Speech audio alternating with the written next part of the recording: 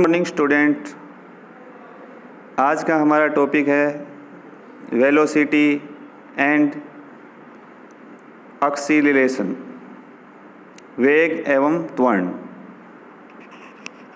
वेग एवं त्वरण के बारे में पढ़ेंगे।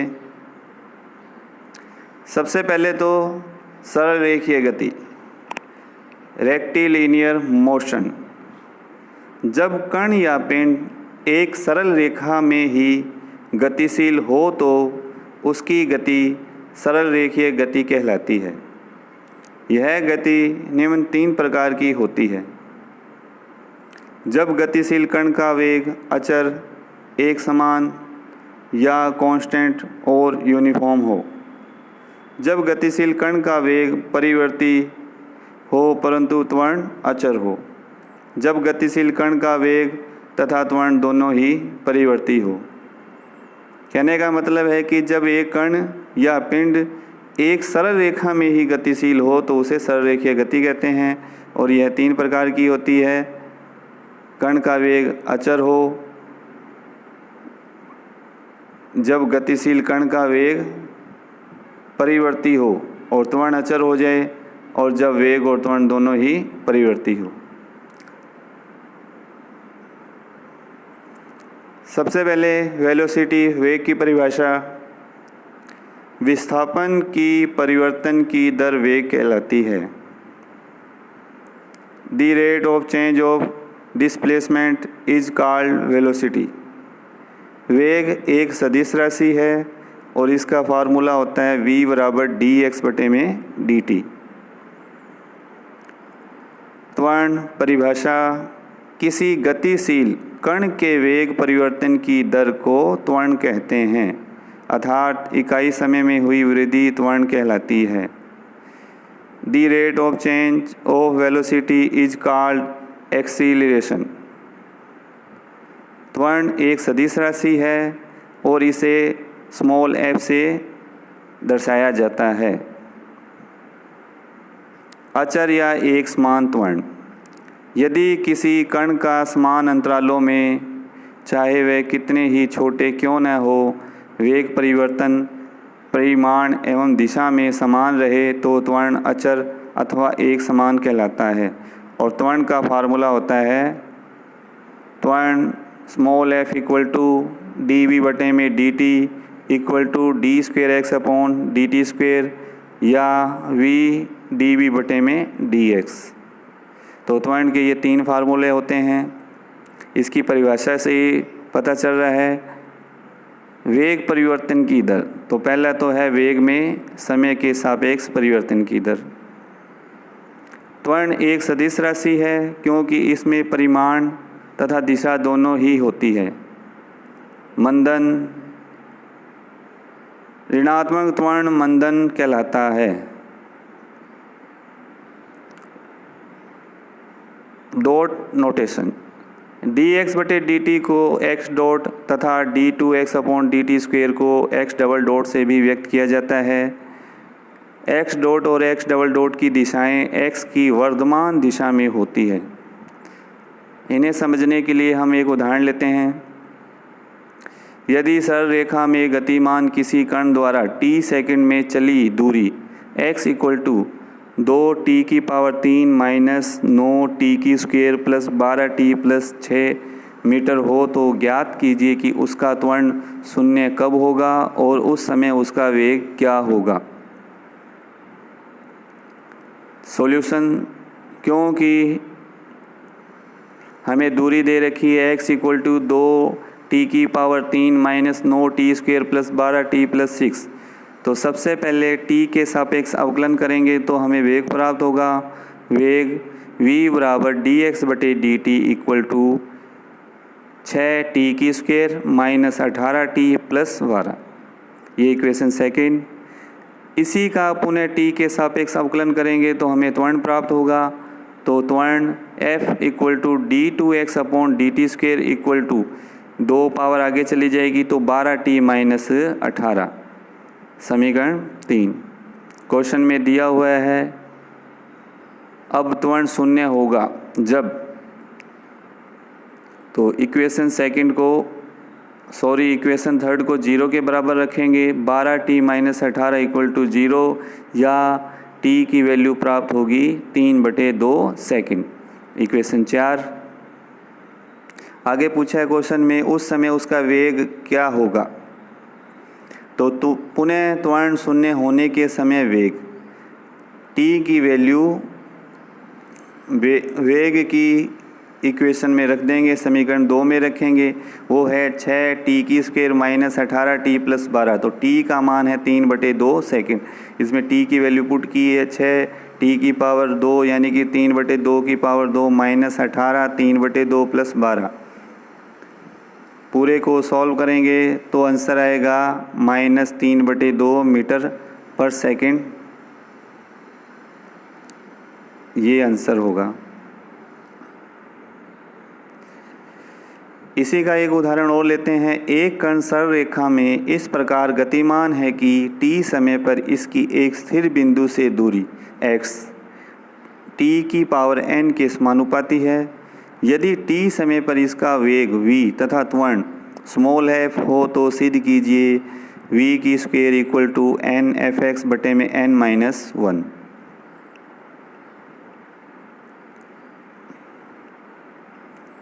तो सबसे पहले दिया हुआ है दूरी x tn के समानुपाती है, तो प्रश्नानुसार x बराबर k t की n। यहाँ k क्या है, समानुपातिक स्थिरांक है, समीकरण 1। अब इसका t के सापेक्ष अवकलन कर देंगे तो हमें वेग प्राप्त होगा। वेग v बराबर dx बटे dt। k ऐसे कैसे ही कांस्टेंट है, n की पावर आगे आएगी और t की पावर हो जाएगी n-1, समीकरण 2। फिर इसका पुनः t के सापेक्ष अवकलन करेंगे तो त्वरण आएगा, त्वरण small f equal to d2x upon dt² equal to k ऐसे कैसे n भी ऐसे कैसे n की -1 पावर आगे आएगी और t की पावर हो जाएगी n-2, इक्वेशन 3। तो जो हमें सिद्ध करना था उसकी राइट हैंड साइड ले लेंगे, n fx बटे में n-1। n ऐसे कैसे f की वैल्यू समीकरण 3 से इसमें पुट कर देंगे और x की वैल्यू समीकरण 1 से। n f की वैल्यू है kn n-1, t की पावर n-2 और x की वैल्यू है ktn। n- बटे में n-1 है तो n-1 ऊपर और नीचे काट देंगे, n की स्क्वायर है k की स्क्वायर है और t की पावर हो जाएगी n-2 या इसको लिखा जा सकता है kn t के n-1 की पावर 2, क्योंकि सभी की पावर 2 हो जाएगी। और ये kn t के n-1 इक्वेशन सेकंड से v का मान है, तो यहाँ पुट कर देंगे तो हमारे पास आ जाएगा राइट हैंड साइड बराबर v² equal to left hand side, समीकरण 2 से जो हमें सिद्ध करना था। समतल में कण की गति। जब कोई कण किसी समतल में गतिमान हो तो उसका गति पथ प्राय एक वक्र होता है। इस स्थिति में समय अंतराल में उसके चलने की दिशा में परिवर्तन होता रहता है। कण की ऐसी गति को वक्र रेखीय गति कहते हैं। वक्र रेखीय गति में किसी गतिमान कण के वेग एवं त्वरण का निर्धारण समतल में स्थित दो उपयुक्त लंब रेखाओं के सापेक्ष किया जाता है। यहाँ हम 3 प्रकार से इसका निर्धारण करेंगे। सबसे पहले निर्देशीय अक्षों के समांतर वेग एवं त्वरण, दूसरा अरीय तथा अनुप्रस्थ वेग एवं त्वरण, तीसरा स्पर्श रेखीय तथा अभिलंबिक वेग एवं त्वरण। तो सबसे पहले हम एक कण का समय t पर निर्देशीय अक्षों के समांतर वेग एवं त्वरण ज्ञात करेंगे। यदि किसी बिंदु P पर परिणामी वेग v हो तो x अक्ष के साथ कोण साई बनाती है। हो तो v बराबर परिणामी वेग का फार्मूला होता है स्मॉल v बराबर अंडर रूट के अंदर x डॉट की स्क्वायर प्लस y डॉट की स्क्वायर तथा tan साई इक्वल टू होता है y डॉट बटे में x डॉट। और हम जानते हैं y डॉट होता है dy बटे में dt और x डॉट होता है dx बटे में dt। तो ये dy अपॉन dt बटे में dx अपॉन dt, तो हमारे पास tan साई इक्वल टू आ जाएगा dy बटे में dx। फॉर्मूला 1 v परिणामी वेग और ये फॉर्मूला 2 हो गया tan Sai dy upon dx। अतः p पर परिणामी वेग की दिशा बिंदु P पर वक्र की स्पर्श रेखा के अनुदिश होती है।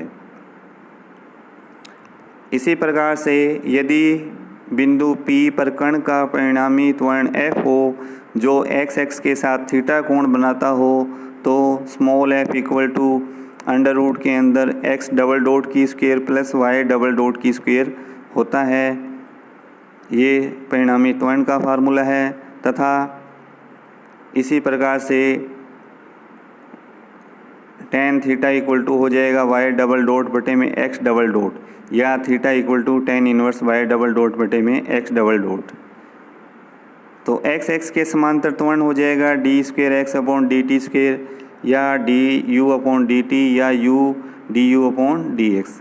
वाई एक्स के समांतर त्वरण हो जाएगा D two Y upon D T square equal to D V बटे में डी टी, या वी डी वी बटे डी वाई।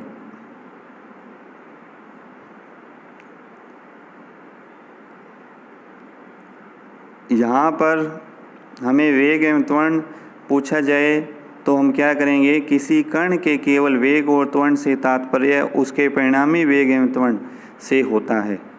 इसी का उदाहरण लेते हैं। यदि किसी गतिमान बिंदु की t समय पर स्थिति x equal to a cos t, y equal to a sine t द्वारा ज्ञात है, तो इसका वेग, त्वरण एवं पथ ज्ञात कीजिए। If the position of a moving point at point t is given by x equal to a cos t, y equal to a sin t, find its velocity, acceleration and path। Solution हमें दिया हुआ है x equal to a cos t समीकरण 1, y equal to a sin t। सबसे पहले x का t के सापेक्ष, फिर पुनः अवकलन कर देंगे। इसी तरह से y का t के सापेक्ष और फिर पुनः अवकलन। तो x का करेंगे एक बार तो x डॉट होता है कोस का माइनस साइन, तो माइनस ए साइन टी आ जाएगा। इसका पुनः अवकलन x डबल डॉट हो जाएगा माइनस ए कोस टी। इसी तरह से y dot a cos t, y double dot minus A sine t. तो t समय पर परिणामी वेग होता है अंडर रूट के अंदर x डॉट की स्क्वायर प्लस y डॉट की स्क्वायर। x डॉट और y डॉट की वैल्यू इसमें रखने पर अंडर रूट, तो माइनस ए साइन टी की होल स्क्वायर प्लस ए कोस टी की होल स्क्वायर। ए स्क्वायर साइन स्क्वायर टी हो गया प्लस ए स्क्वायर कोस की टी हो गया। तो अंडर रूट के अंदर ए स्क्वायर कॉमन आ गया, sine square plus cos square 1 हो गया। तो अंडर रूट के अंदर ए स्क्वायर, तो वैल्यू आएगी टी पर परिणामी वेग हो जाएगा स्मॉल ए।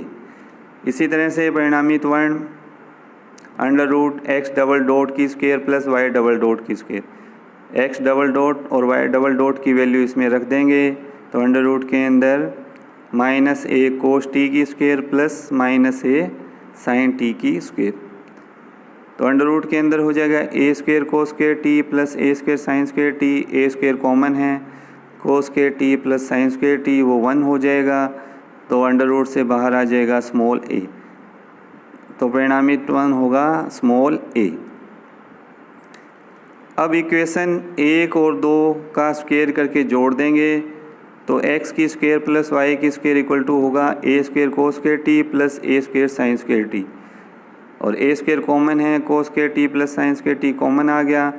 तो या फिर X square plus Y square equal to A square, जो कण के पथ का समीकरण है तथा वृत्त को निरूपित करता है। थैंक्स। आगे के वीडियो में हम पढ़ेंगे अरीय वेग के बारे में। थैंक्स।